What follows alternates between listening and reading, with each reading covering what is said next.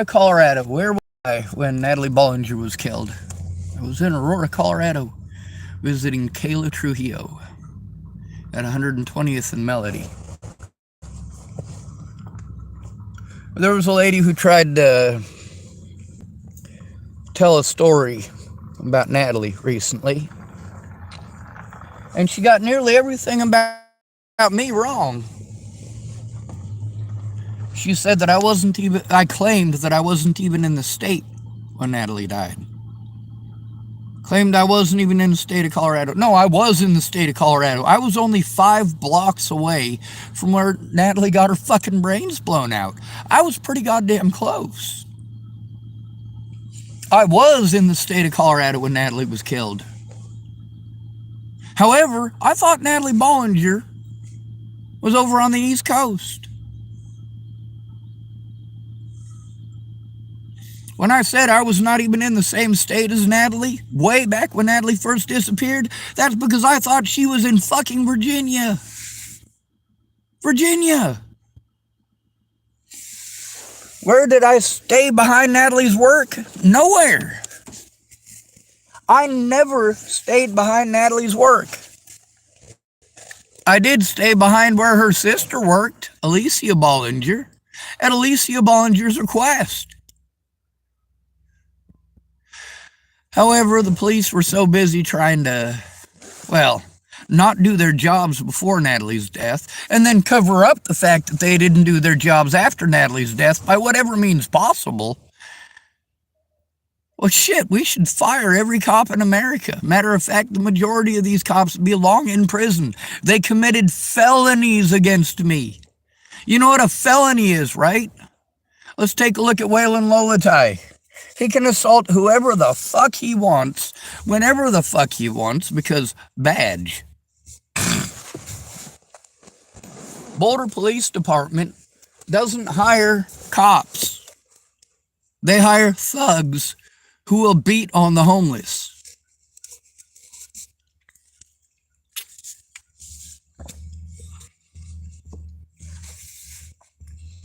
There are many countries in the world where if the judges did what they did in this one, those judges would be hung.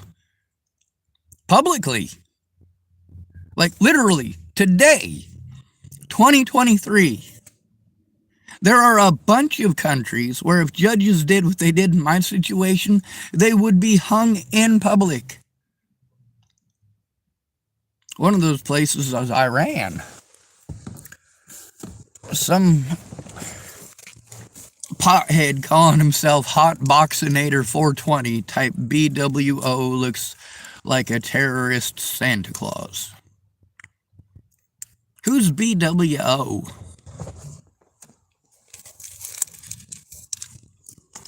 British World Order? Alright, now let me tell you about this really nice lady in Colorado back in the 1980s.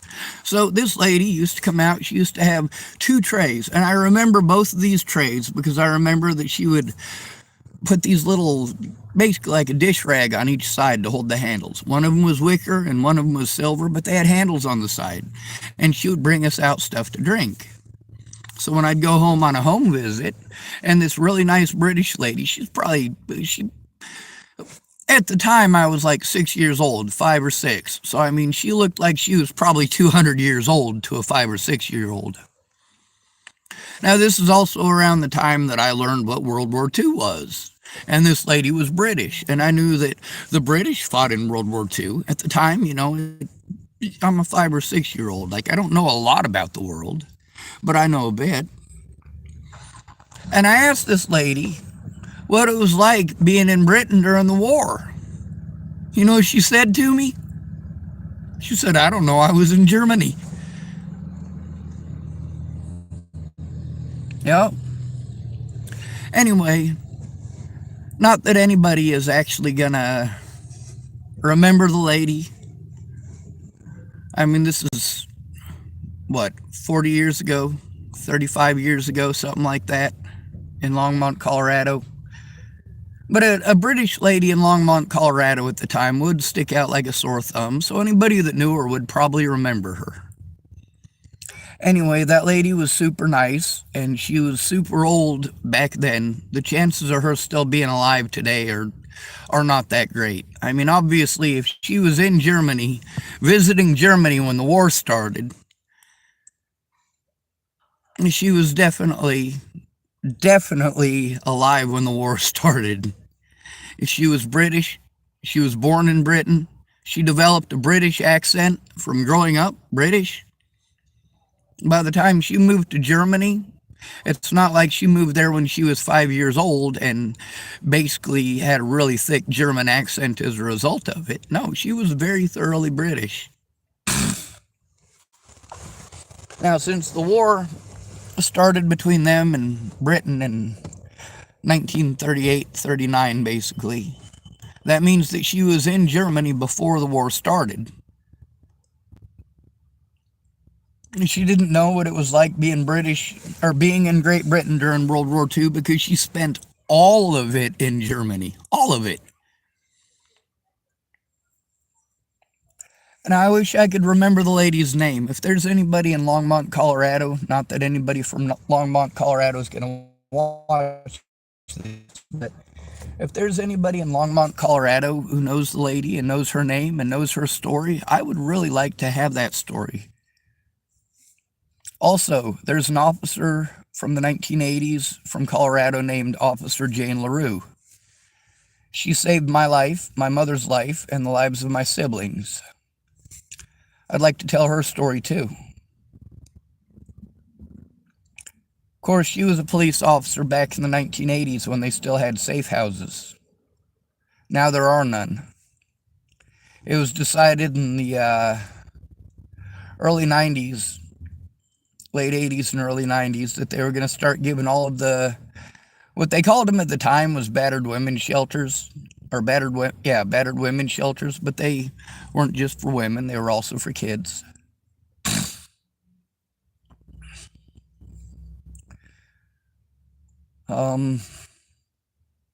They gave all of those to sheriff's departments because there was the belief that, well, after a couple of incidences where women at halfway houses were, not halfway houses, a halfway house is a different situation altogether.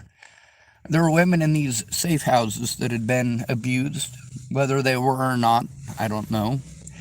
But I know that there were accusations, and it made it serious enough that all over the United States they started giving these things over to police. And I remember one of the major arguments that they had at the time was that in the 1970s, the majority of women in battered women's shelters were spouses of law enforcement or military personnel. I didn't find out the military personnel thing until recently. But yeah, in the 1970s, the majority of women in halfway houses, they were married to a sheriff's deputy or a police officer or an active duty enlisted person. Primarily law enforcement, though. Like, as a human being, you are more likely to be abused by somebody who is used to abusing people and getting away with it. And police do this every day to the homeless. When you want to tell me about your uncle who's a cop and he's a good man, really? Bet you he'll still give a person a ticket for being homeless.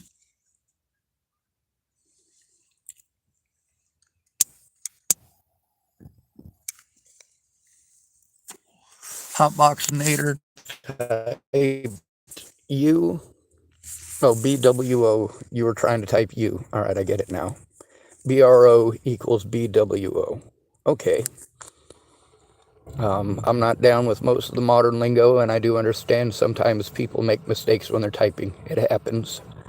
Hotboxinator 420 typed not even close to enough as an elderly bastard LMAO. If only anyone cared. True that. And then it says message held for review. We'll see what that one says.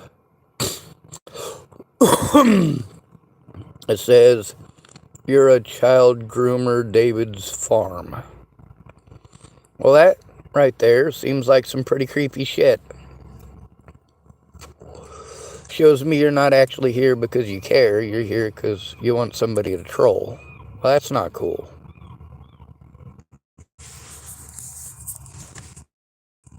See, I got to deal with actual predators.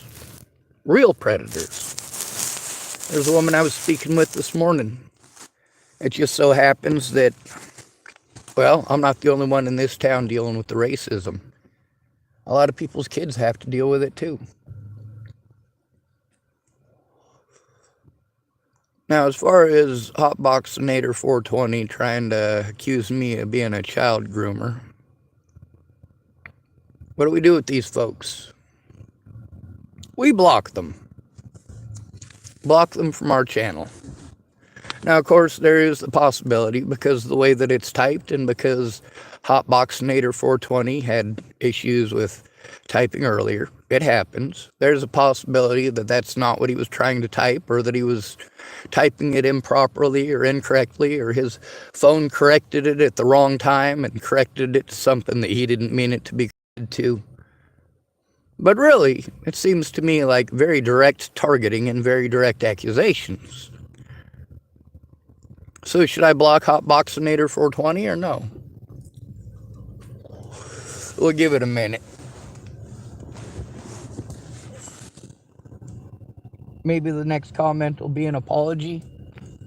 Maybe the next comment will be sarcasm, cruelty, and meanness.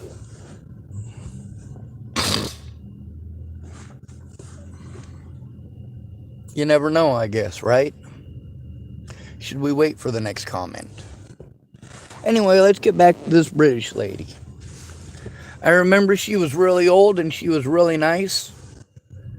And I remember when I was first learning about World War II that I had asked her about it, what it was like being in Britain in World War II. She said that she lived in Germany at the time. She spent the war in Germany. Now, how many British women, realistically, how many British women had to serve the entire war in Germany because they were in Germany when the war started? Probably not that many. I'd venture to say it's likely less than 1,000 women in all of Germany. That being British women in specific who were there before the war started, who are still alive at the end of the war.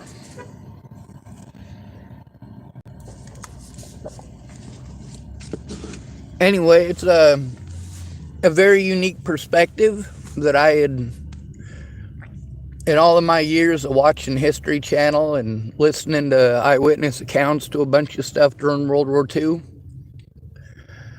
I've never heard her story or seen her up on the channel or any other woman who was in Germany at the time. If I'd have known more about the war, I probably would have asked her more questions, but of course I was just a kid. Anyway, it looks like Hotboxinator is not going to type anything else. So what do?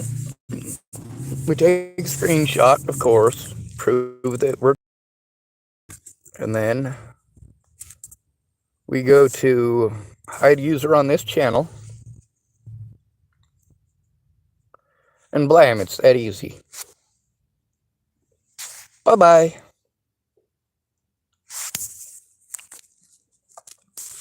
Now, don't get me wrong, the person's name I don't have an issue with, Hotboxinator 420.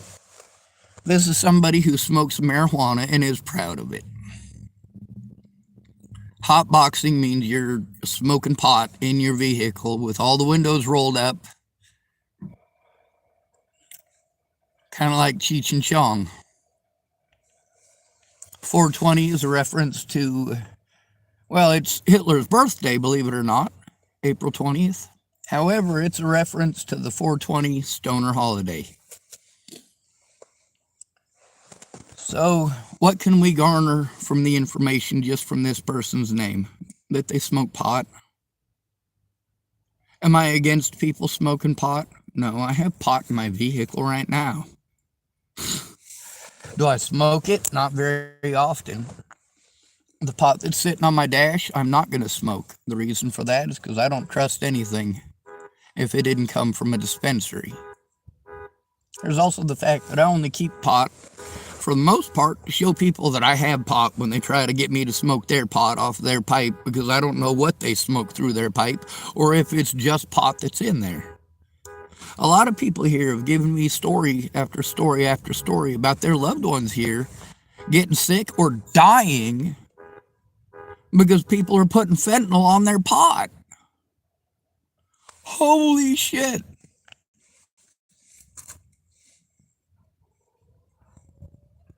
So, regardless of being blocked on my channel, I hope that Hotboxinator has a good life, gets to smoke some good weed, is able to get it from, well, hopefully a good dispensary. Hopefully it doesn't get tainted with fentanyl, and hopefully Hotboxinator 420 lives a long time without being abused in such a fashion. Also, speaking of, I'm going to show you all something here real quick that might protect you from getting abused from some asshole who wants to put drugs in your drink. Also, it might protect you if you are allergic to bees. I'll show you real quick. I know this is off topic, but we're going to do it anyway. Now, this is on my floor, and it was getting moldy for a while because it was there for months. However, there's these little bubbles that you get in this is cheese and fucking rice.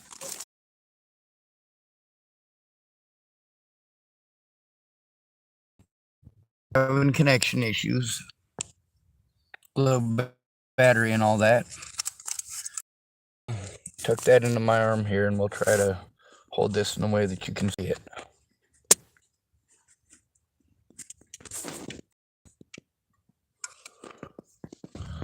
That hurts a little bit.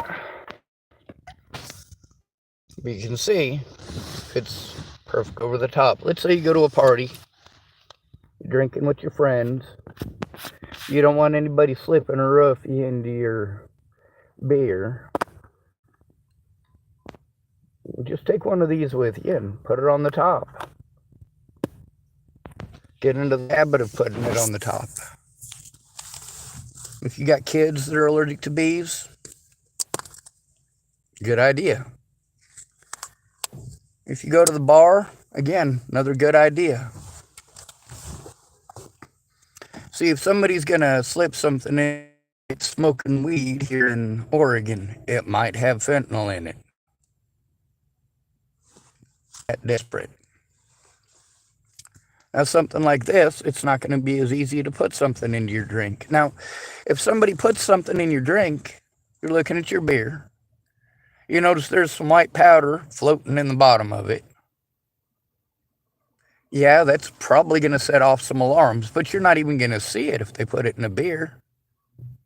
And if you've already pounded a beer or two, you're not, well, your taste buds aren't working as well as they should. Also, if you swallow a bee, it might sting you on the way out, even if it only gets into your mouth and you spit it out. Just saying.